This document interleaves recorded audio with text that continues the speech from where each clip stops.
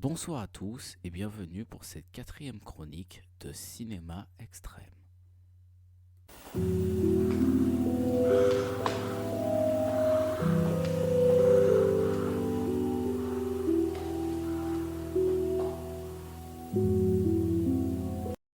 Au sortir de ma troisième chronique de Cinéma Extrême sur Woman of Flesh, My Red Guts, je vous ai dit qu'en gros je ferais la chronique de Guinea Pig 2 ou de Tumbling Doll of Flesh.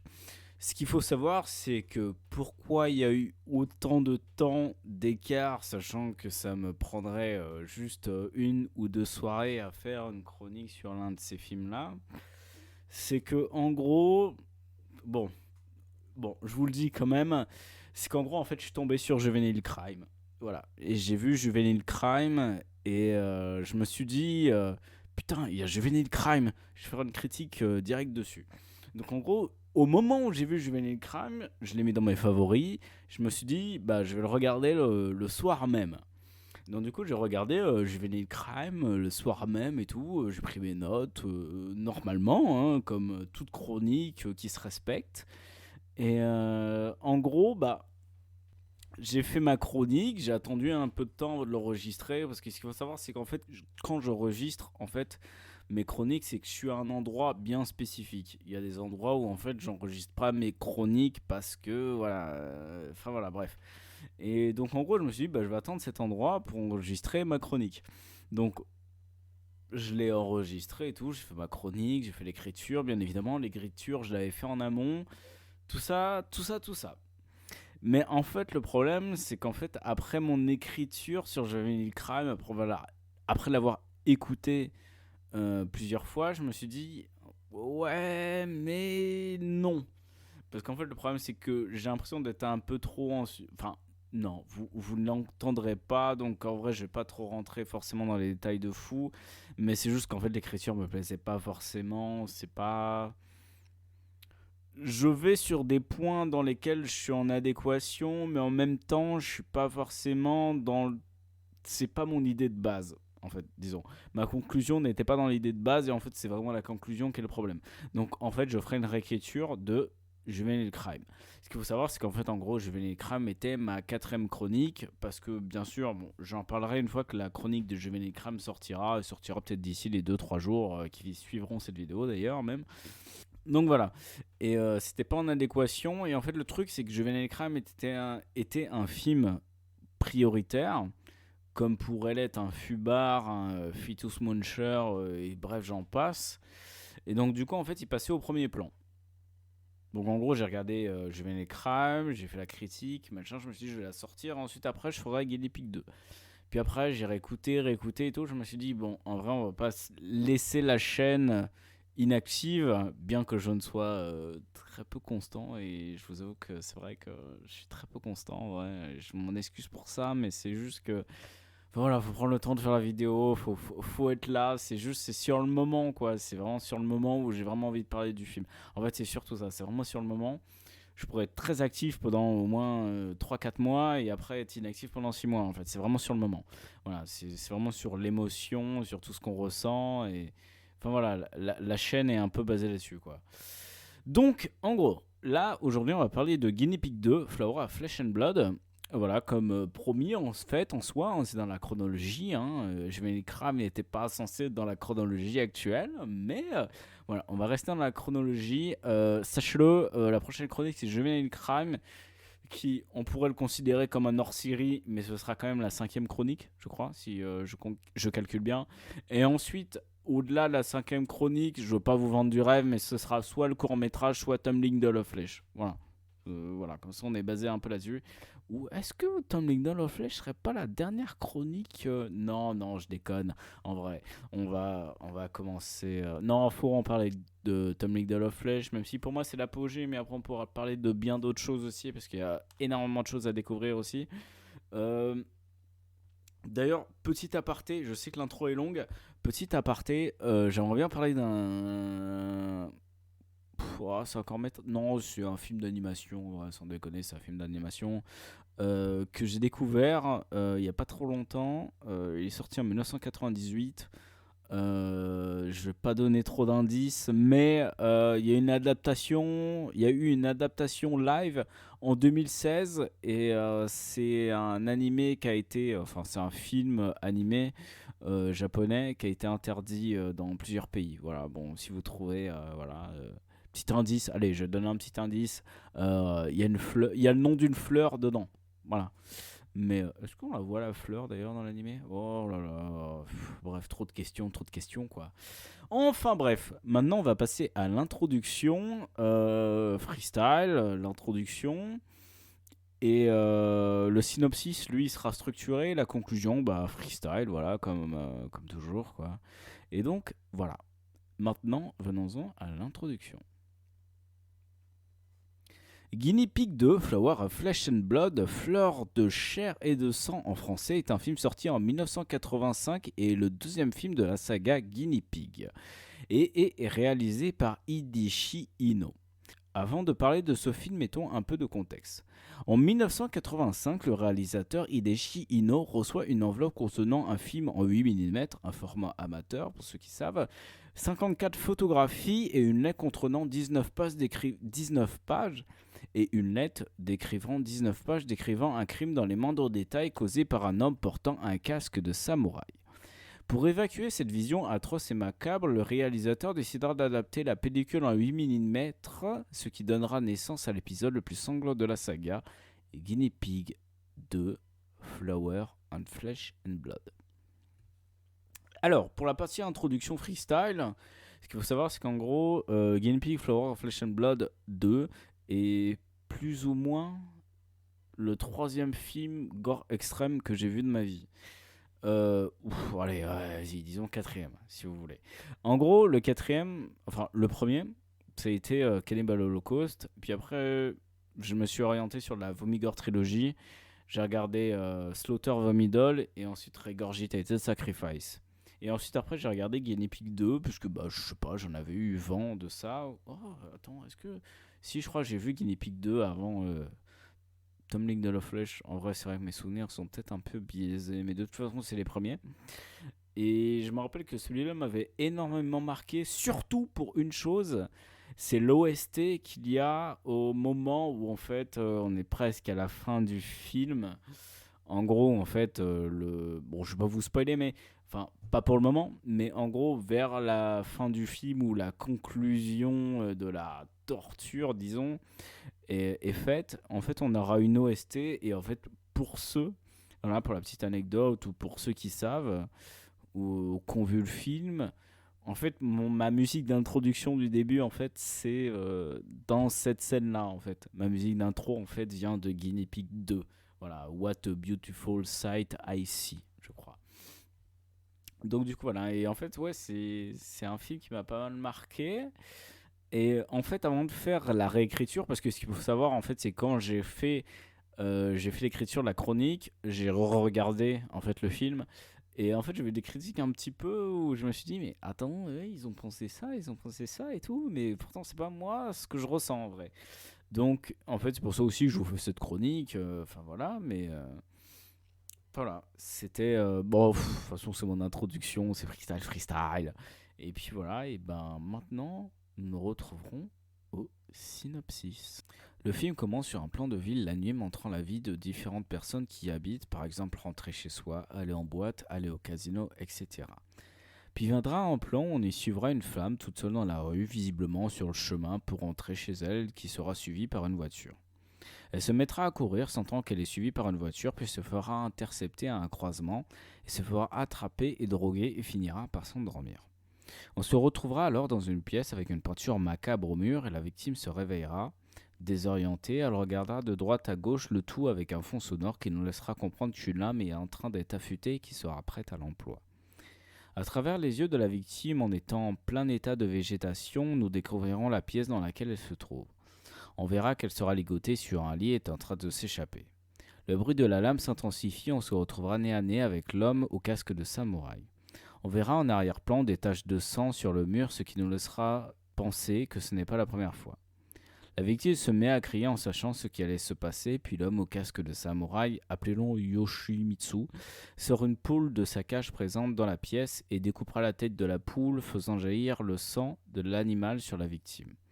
Yoshimitsu chargera une seringue à l'aide d'un mélange qu'il aura lui-même préparé et piquera la victime avec la seringue et celle-ci s'endormira. Yoshimitsu découpera les vêtements de la victime avec un ciseau et les arrachera avec ses mains. Il la recouvrira à l'aide d'un drap blanc de pureté, j'imagine, et il plantera un piquet dans la poitrine de la victime, puis s'en suivra les chapitres de la violence, de l'éclairage. Lumière rouge. Yoshimitsu prendra un couteau et découpera les deux mains de la victime. On verra les deux mains arrachées de la victime découpées et arrachées, serrant la main de l'antagoniste après l'arrachement, probablement dû au nerf. Lumière bleue. L'antagoniste sectionnera le bras gauche et droit en contemplant le reste de chair avec fascination. Lumière jaune. Yoshimitsu découpera ses jambes à la scie à bois avec les effusions de sang en rythme avec les battements du cœur de la victime. Lumière verte. Il ouvrira le ventre de la victime, ce qui fera sortir du sang de la bouche de la victime et il sortira ses organes de son corps. Lumière blanche. Yoshimitsu coupera la tête de la protagoniste et la tête de celle-ci à l'aide d'une hache et rebondira sur le mur et tombera au sol et l'homme au casque de samouraï léchera les lèvres de la victime, celle de la bouche bien évidemment, puis Yoshimitsu reposera la tête de la victime sur son corps et contempla son œuvre avec fascination et émerveillement. Cette victime se transformait en œuvre parfaite. Le film finira sur des plans de cadavres et d'animaux en train de pourrir, ce qui nous confirme que c'était loin d'être la première fois. Maintenant, venons-en à la conclusion. Si je vous en parle et que je vous ai donné pas mal de petits teasers sur mes vidéos précédentes, c'est que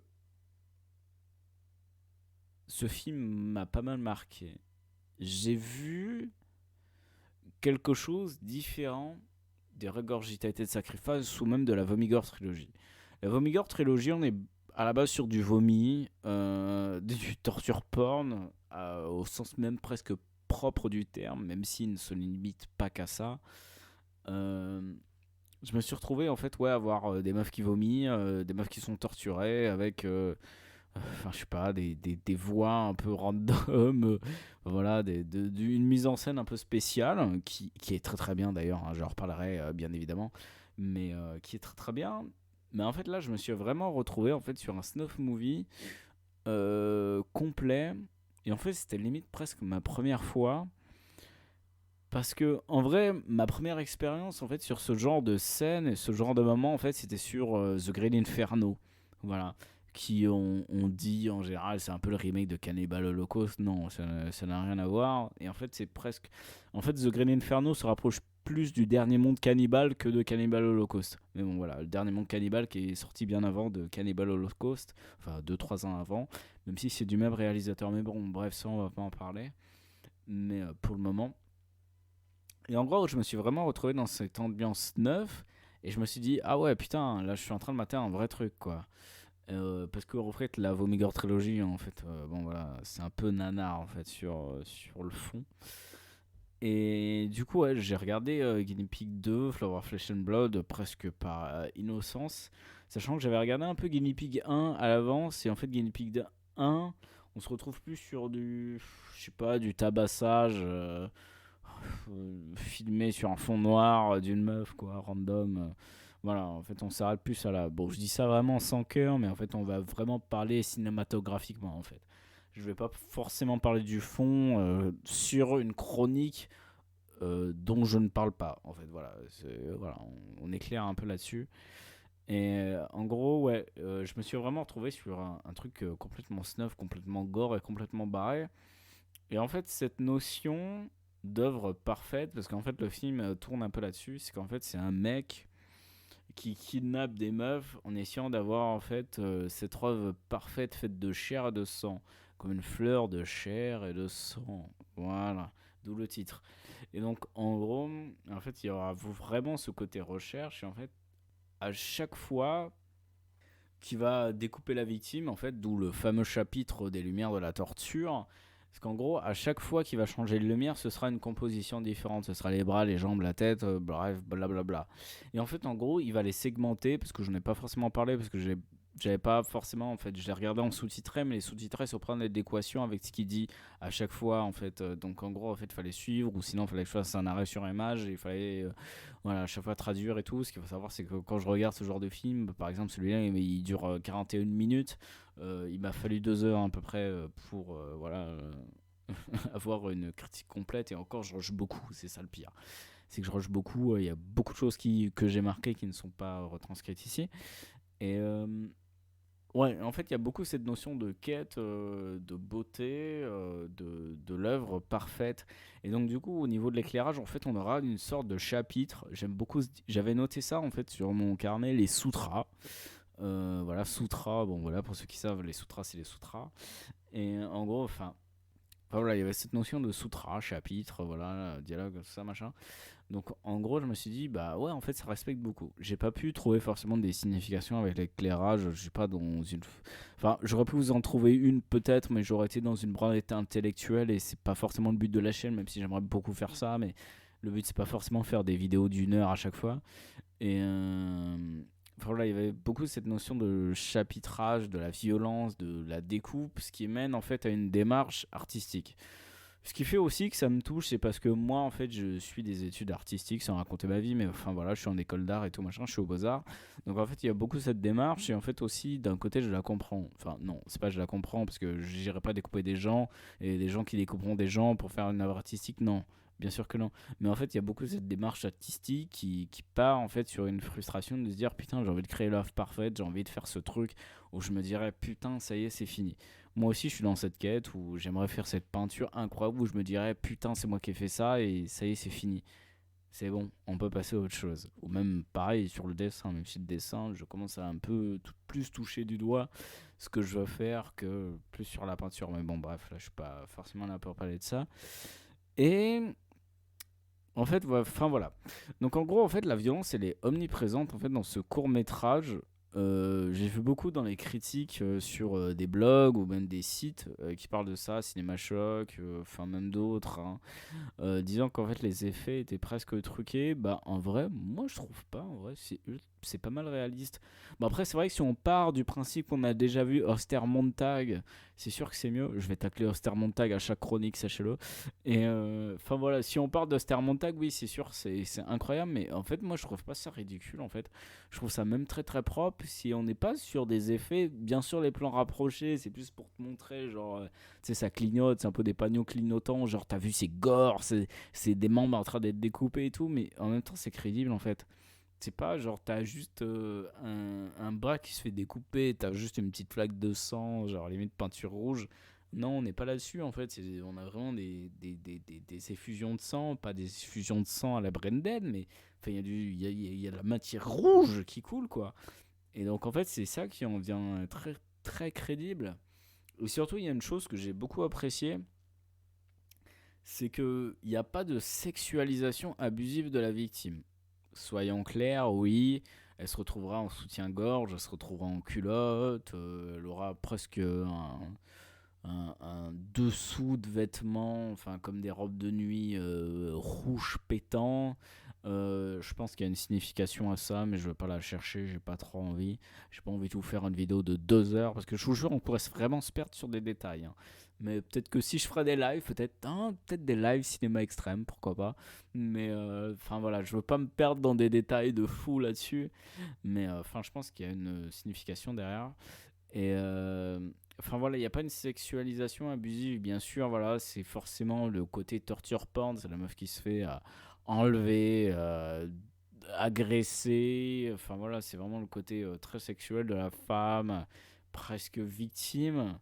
Mais on n'est pas sur de la sexualisation abusive. Alors, je veux pas que les féministes me tombent dessus et me jettent des cailloux. C'est pas vraiment de ce dont je parle. On parle vraiment d'une fiction. On parle d'un film. Voilà. Et je parle vraiment du film. Je parle pas de forcément quelque chose de la vie réelle. Voilà. J'ai toujours été très détaché. J'ai toujours été forcément dans la fiction quand je parle de mes chroniques. Donc, en fait, là, on est vraiment sur moi une non-sexualisation abusive. Si on peut faire un comparatif de Tom Flesh ou même de Sadie Scream, on peut vraiment reposer là-dessus. Ou même, je pense que même Martyr est peut-être même plus dans la sexualisation que ce film. Après, c'est un point de vue. Mais ouais, on est vraiment sur. Ouais, on sera sur de la limitation, on est plus sur l'œuvre d'art, comme on peut peindre un nu. Par exemple, qu'on va peindre un nu, ou même dessiner un nu, ou même des personnes qui ont fait des écoles d'art, ou même des cours de dessin, des cours du soir, des modèles vivants. En fait, on va dessiner du nu, mais en fait, on est très détaché de la sexualisation, même si on peut tomber sur, je sais pas, Miley Cyrus en nu, ou même Kim Kardashian, même je m'en bats les couilles, si c'était votre plus gros fantasme, mec ou meuf. Voilà, on tombera pas forcément dans la sexualisation, en fait, on sera plus dans la fascination de la concentration, de représenter ce corps à la perfection. Donc voilà, en fait, on est plus là-dessus. Enfin voilà, par exemple, je sais pas, c'est japonais, on n'a pas d'enlèvement de culotte, ou même si c'est flouté. Enfin voilà, on n'est pas vraiment dedans, comme on pourrait l'être sur Woman Flesh Married Girls, comme Tom McDowell Flesh, ça discrime, ou même les, je sais pas, on peut citer tous les trucs porno japonais qu'on peut trouver, qui même eux-mêmes rentrent vraiment dans le porno, dans le gore en fait. On peut vraiment rentrer là-dessus et là en fait on n'est pas du tout dedans et on est vraiment sur vraiment un côté artistique et c'est ça que je trouve presque beau et ce qui fait aussi un peu écho au court métrage dont je parlerai prochainement qui s'appelle t'y as cru hein, que j'allais le dire hein. Mais enfin, voilà. Je le dis vraiment pour pas que vous allez le regarder parce que je veux vous donner l'envie de le regarder. Voilà, c'est vraiment pour ça. Et on est vraiment pas là-dessus. Et en fait, on s'approche plus de la beauté. Et en fait, on s'approche vraiment de cette beauté, de la létalité, en fait, entre le sang, la mort et l'œuvre d'art. En fait, qu'est-ce qui est réellement une œuvre d'art à nos yeux, en fait. Enfin voilà, je veux pas forcément entrer dans un mode, ouais, un serial killer a fait une œuvre d'art avec, je sais pas, l'aigle de sang, je crois, c'est un truc comme ça, enfin la tradition viking, je crois. Et enfin, je veux vraiment pas rentrer dans ça, mais c'est vrai que j'aimerais. Enfin, je sais pas, il y a vraiment cette composition entre la beauté, la létalité, la violence et la mort, en fait. Et cette fascination de la mort dans sa pureté artistique, si je puis dire. Donc voilà. En tout cas, voilà, c'était. Enfin, vraiment, si vous avez vu le film, ou si vous hésitez à le regarder, ou même si vous l'avez vu et que vous savez pas quoi en penser, n'hésitez pas à mettre un commentaire, n'hésitez pas à mettre des likes, n'hésitez pas à vous abonner si le contenu vous plaît. Enfin voilà, et comme je vous l'ai dit dans une chronique précédente, si vous voulez débattre d'un film extrême que vous avez vu, ou même d'une chronique où vous n'êtes pas d'accord avec moi, où vous avez ressenti quelque chose de différent de ce que moi j'ai ressenti, n'hésitez pas à mettre un commentaire, n'hésitez pas à mettre un DM, on peut très bien en débattre, il n'y a vraiment pas de souci. Je suis personne, sachez-le, je ne suis pas une star. Vraiment, si vous voulez vraiment parler de ces films-là, vraiment, je serais très content. Et même s'il y a quelqu'un qui, par exemple, a vu le même film que moi et qui va faire une chronique avec moi, il n'y a vraiment aucun souci. Enfin voilà, vraiment, en fait, vraiment le but de la chaîne, c'est vraiment de parler de ces films avec passion ou pas, ou pas, parce que des fois, c'est pas forcément très facile, mais enfin. Voilà, et passion ou pas, enfin voilà, le but c'est vraiment de parler de ces films, de comment on l'a ressenti. Voilà. En tout cas, c'était Type 0 et on se retrouvera du coup pour la, je sais pas, cinquième du coup, chronique de cinéma extrême. Du coup, je suis décalé vu que la quatrième, en fait, elle est déjà écrite, mais du coup, en fait, la quatrième ne sera pas la quatrième. Donc du coup, voilà. Mais, enfin voilà, on se retrouvera du coup pour la cinquième chronique de cinéma extrême. Bah, je vais peut-être dire pour la première fois mon pseudo, mais c'est Type 0, du coup, pour la fin de la quatrième chronique de cinéma extrême.